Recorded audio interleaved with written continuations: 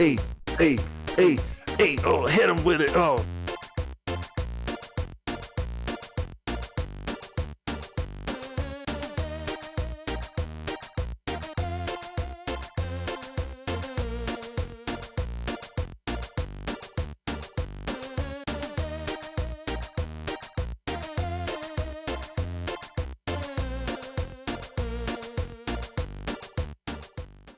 FlyKnight is a 2025 dungeon crawler made by Wababoy, where you assume the role of a Fly Knight on a quest to stop the curse of the Lunamoth, a powerful sorceress who has taken flight from the insect world, and as a result, numerous species have made a temporary alliance in hopes of thwarting her. Though some take this a bit more seriously than others, as it seems the wasps, who you'll meet in-game, find this agreement to be insulting at best. This video is going to be a little different than I normally make, where I usually have a script for reviews like this. This time I just have bullet points that I wanted to talk about. A couple things I want to get out of the way quickly. I believe this game was made by a solo developer, and I don't think they anticipated it being as popular as it is. In fact, they made a post about this where they plan on doing a New Game Plus and a couple other things, and then maybe making a sequel once they're done with their next game. Secondly, the game is only $6. It's very cheap, and it's very short. It's about 3 to 4 hours long. There's stuff to see, a lot to do, a lot to talk about, but just keep in mind, if you want to play something quick, I would recommend this game just out the gate. If you only came here for that, then there you go. But I'm going to talk a little bit more about the rest of the game, like the art, the combat, the movement, the fishing, everything that is involved with the world itself, starting now. So the first most noticeable thing about the game would be its art style. It kind of reminded me of RuneScape meets Daggerfall, because it is a dungeon crawler. It's also a self-proclaimed Souls-like, so it is very much like a King's Field or like a Lunacid if you played that recently.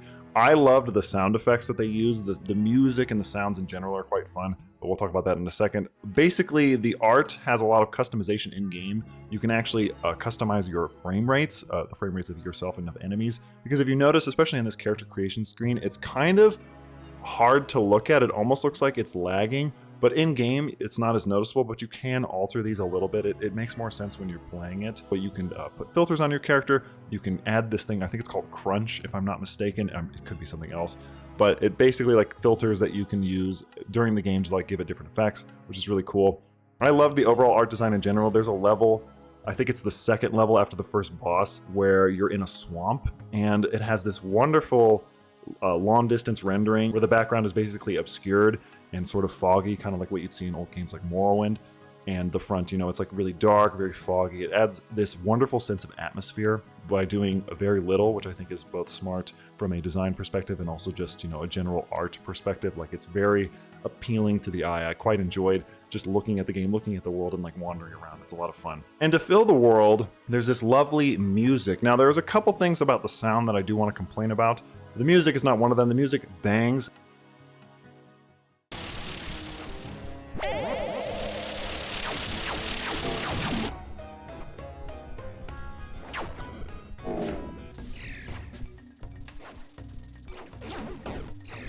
We were constantly, because I played this co-op, the game does have co-op, we'll talk about that in a second, but the music is so good. We were constantly talking about how just amazing the soundtrack was, and how bass heavy it was, how synth heavy. It really did feel like a RuneScape game, especially some of the sound effects, or like, you know, one of those older early 2000s, late 90s style games like a Daggerfall again. It's so good. The music is worth it for that alone, just to play the game, to listen to the music. It's fantastic. But I do want to criticize at least a little bit the sound. I wish enemies had made more of it. There's a lot of enemy variety. There's a lot of variety with this game in general for how short it is.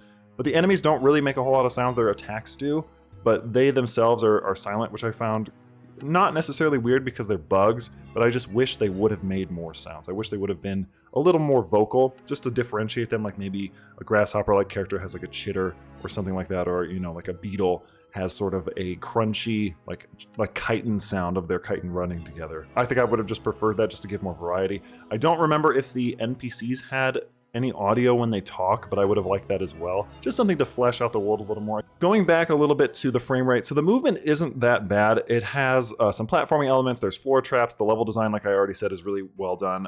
Everything about that I liked. The view distance, of course.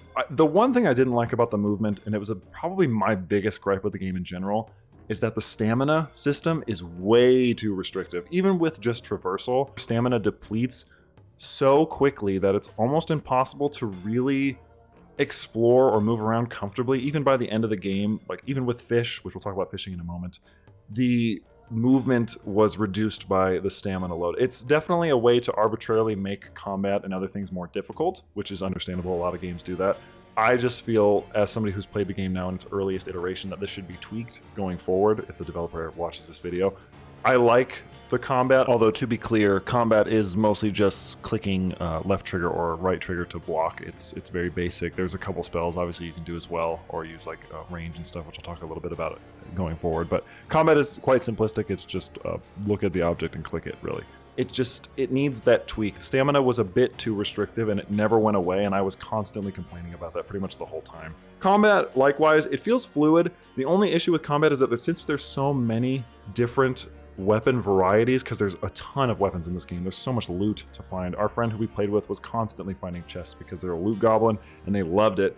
And there's just a lot of room for like fashion souls, like dressing up your character. It didn't seem like the stats really mattered on the armor too much. It's kind of just whatever you liked. I'm sure it matters a little bit, but we didn't notice a major difference. With combat, there's obviously the stamina, but obviously because there's so many weapon types, we speculated, and I speculate, that the weapons might not have all been tested completely, because the hitboxes for some of them were atrocious and you basically would never hit anybody, whereas other ones would feel overpowered because they were just actually working.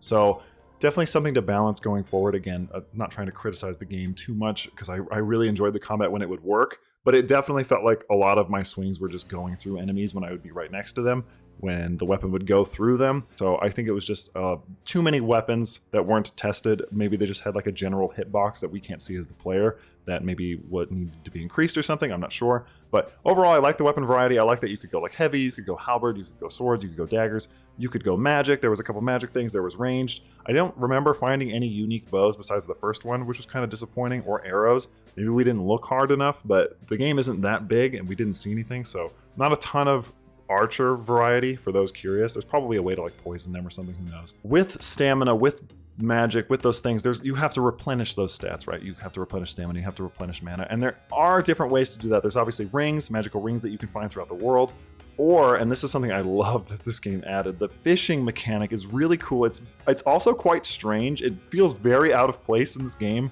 You're just like a FlyKnight who also happens to fish for resources. Like, it's cool. It just feels like it was maybe from another game and then added in. Doesn't really matter though, because it's a lot of fun. It's very simple. It's kind of like Animal Crossing, where you just like let the bobber sit in the water, you wait for them to come, and then they'll bite the hook and you reel them in. Each fish does something different. The most useful one was probably the stamina one, or like the health regen one. Admittedly, I didn't use these very much. It didn't make a huge difference whether you caught them or not. It's like something fun to do on the side. I could definitely see myself spending like an hour or two just fishing, which could extend your time playing if you really wanted it to. It's kind of therapeutic. The music also adds to this ambience, so I think that that's definitely a point in its favor. But I also don't recall there being a way to quick access fish in your inventory, which is just tab, in case you're curious if you're going to play the game. If you just smack tab, you have to eat them through there. And the pause screen does not pause the game, so I was a little confused on how applicable these would be in the heat of the moment, especially because you're constantly running out of stamina. I couldn't see if there was a way to like add them to a quick bar or something, and maybe there was, and maybe I just missed it. But either way, it's just something to think about. Overall, I really enjoyed this game. It's almost too short to really talk about it, which is why I didn't make a script for it. I mean, like I said, it's 3 to 4 hours long. We literally beat it in a weekend, and we had a ton of fun with it. I want to talk a little bit about co-op now, since I basically just had the opportunity to do so.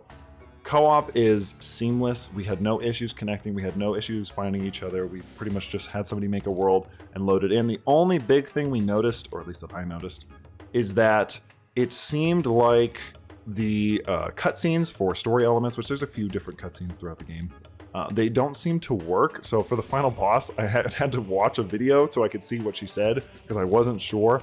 It does seem like the ending of the game also leads to the potential for a sequel, which is cool, because they definitely talked about wanting to do that. I think if they go that route, you're going to see that this was more like a demo, proof of concept, and that is going to be like the real deal. But I would genuinely, if you like dungeon crawlers, if you like those old school style, if you like, like those older games, if you like Daggerfall, if you like, Kingsfield, you're going to like this. The only difference, and something I want to talk about before we wrap up, the progression of the game is tied to equipment. There are no levels, so there's no way to like increase your health that I could see. There's no way to increase your stamina or your mana. It's all equipment based. So if you find better armor, better weapons, better whatever, that's how you improve. It's sort of like how Stalker does it, or like other games like that, where it's an equipment based progression system, which I kind of liked. I thought that it gave all of the various items a purpose. because otherwise, you know, you might be like, well, this is my build, I'm just going to stick with it. The game is so short, you might as well try everything, which I think it definitely encourages you to do so, and it's very low risk. I don't know, and I can't attest to how hard this would be playing by yourself. We did wonder that, and I was a little worried because I don't know if co-op scales or not, so that's definitely something to keep in mind. I think that if the game is as difficult in co-op as it was single player, it would be a much harder experience. The bosses are not difficult necessarily, but they are tanky, so I think you could have a harder time, but overall we thought they were fun. I liked the designs. I liked pretty much everything about the game. I would definitely recommend it. That's why I'm making a video for it, of course. But I also always want to support these small indie devs, especially once they, you know, they get their flowers and they realize that people like the game they make and they want to continue to give to it, which I'm always a big fan of. And I hope you enjoyed this video. I hope you give this game a try. FlyKnight is a ton of fun, and I think you're going to be seeing it all over YouTube a lot sooner than you think. So hop on, join the fun, maybe watch somebody like stream it. I'm sure they could just do it in an afternoon. People probably already have, and just go crazy. But that's going to be it for me. Thank you guys so much for watching. As always, I want to thank my channel members for their continued support, and in particular, my Paladin tier members. Those are Dwayne the Rock Lobster, Zor, Luigi, Dunyal, Valadar, Lackland, Grayzo, Candriff, Shadow King, Drakon, and Titus. You guys are awesome. If you'd like to become a channel member, or if you've ever considered becoming a channel member, you can do so through the membership tab. Knights and above get videos 2 to 3 days early, depending on how I'm feeling. And that's it for me. As always, I'm Soul. This has been FlyKnight. Daggerfall meets RuneScape in this low poly Souls-like, and I will happily see you in the next one.